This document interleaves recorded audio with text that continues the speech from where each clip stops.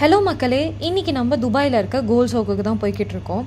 என்ன தான் கோல்டோட வேலை சரசரன்னு ஏறிக்கிட்டே போனாலுமே நமக்கு கோல்டு மேலே இருக்க ஆசை எங்கெங்கே விடுது? ஏதாவது சின்ன சின்னதாக ஏதாவது பொருள் வாங்கி சேர்த்து வச்சுக்கலாமே, மந்த்லி எந்த ஸ்கீம் போடலாமே, இந்த மாதிரி தாங்க இருக்குது என் மைண்டோட தாட் இப்போ ஃபுல்லாகவே.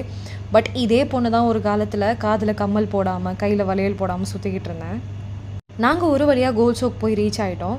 எக்ஸாக்டாக எதுக்கு நாங்கள் இங்கே வந்திருக்கோன்னா, என் பர்த்டேக்கு என் ஹஸ்பண்ட் எனக்கு ப்ரெசென்ட் பண்ணுறதுக்காக தான் இங்கே நான் வந்திருக்கேன்.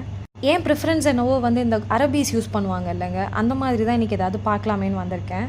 அவங்க மோஸ்ட்லி பார்த்தீங்கன்னா 21 கேரட் 18 கேரட் இந்த மாதிரி தான் ப்ரிஃபர் பண்ணுவாங்க. பட் நம்ம அதை யூஸ் பண்ண மாட்டோம்.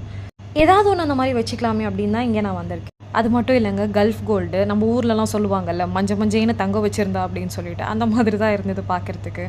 அங்கே இருந்த ப்ரேஸ்லெட்டாக இருக்கட்டும், ரிங்ஸாக இருக்கட்டும், பயங்கர யூனிக்காக இருந்ததுங்க. நமக்கு பார்த்தாலே அது ரொம்ப பிடிக்கும், அந்த மாதிரி இருந்தது. எனக்கு அந்த இடத்த விட்டு கிளம்புறதுக்கு மனசே இல்லை. அங்கே இருக்கிற பெண்டண்ட்டாக இருக்கட்டும், எல்லாமே செட்டாக நல்லா இருந்தது பார்க்குறதுக்கே.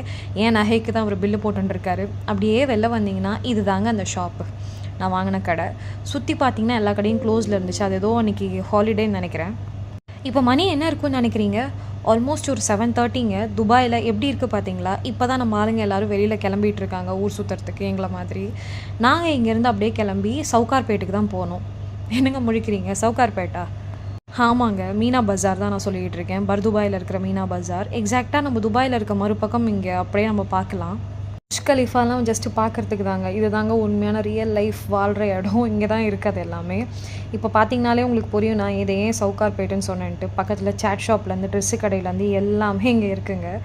எனக்கு பிடிச்ச ஒரு ட்ரெஸ்ஸும் எடுத்து அங்கேருந்து கிளம்பிட்டோம். பாய் பாய்.